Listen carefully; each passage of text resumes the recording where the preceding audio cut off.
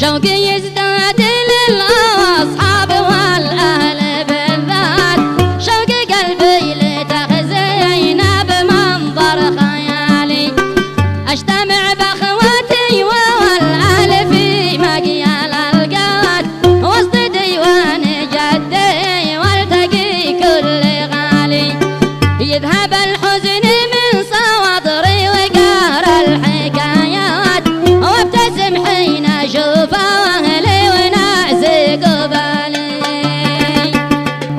قال علي حروف الشوق فوق المغيرات، من هوى الأرض نسري في سواد الليالي، لليمن قبلة أجدادي ودار البطولات، ذيب أهلي وناسي والصحب والغوالي، فيني الشوق يقطع طائرات المسافات، رغم شغلي في الغربة وكثر انشغالي، شوقي يزداد للأصحاب والأهل بالذات، شوق قلبي لتخزينه بمنظر خيالي، أجتمع بأخوتي والأهل في مقيال القات، وسط ديوان جدي والتقي كل غالي، يذهب الحزن من صدري وقهر الحكايات، وابتسم حين أشوف أهلي وناسي قبالي.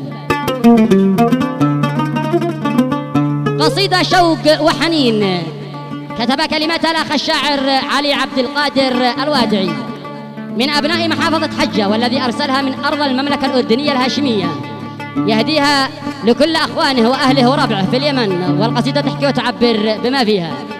يلحنها محمد العباسي ويعزفها بالعود الفنان أحمد مروان وبالإيقاع خالد فارع.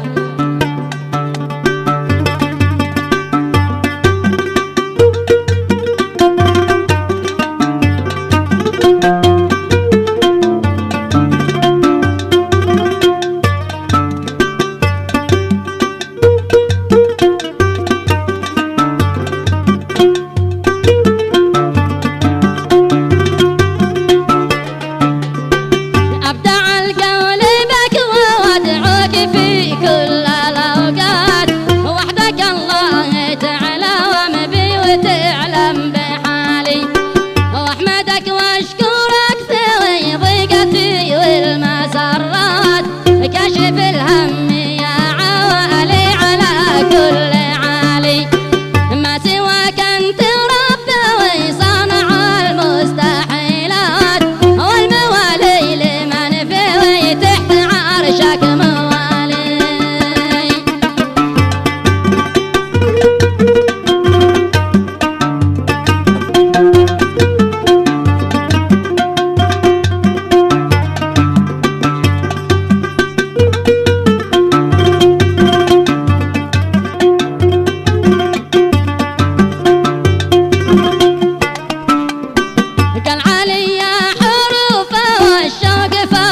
المغيرات من هوى الأرض نسراي في سواد الليالي، لليمن قبلة تجد وادي ودار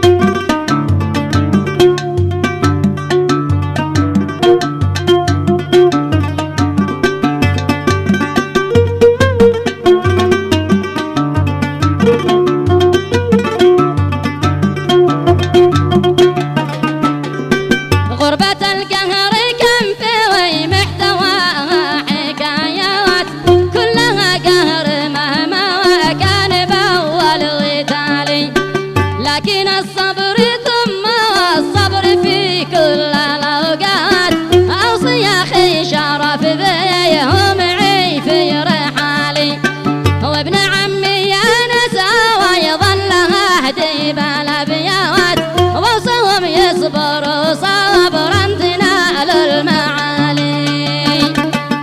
الصبر حكمة.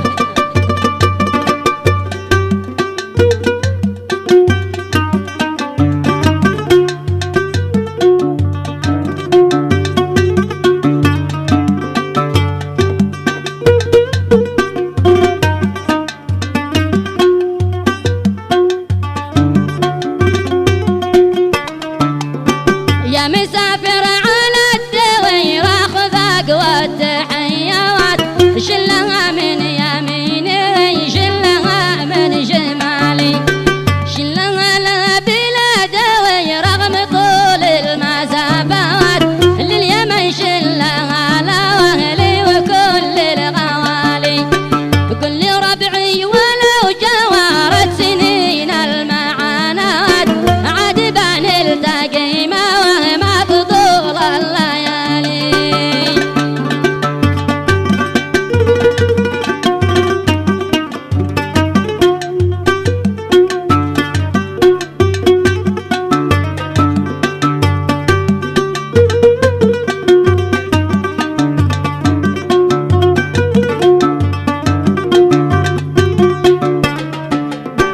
لاخواتي كلهم بوهدي تحياتي بالذات، وهدي العم حماد شيخ كل الرجال، محزمي مثل بيلي والنايبة والمهمات، وكامل أعمامي اللي ذي لهم قدر عالي، محزم الظهر ربعي وعاليين المقامات، لبت الحرب ذي بالنايبة ما تبالي. ونعم بهم جميعا والله.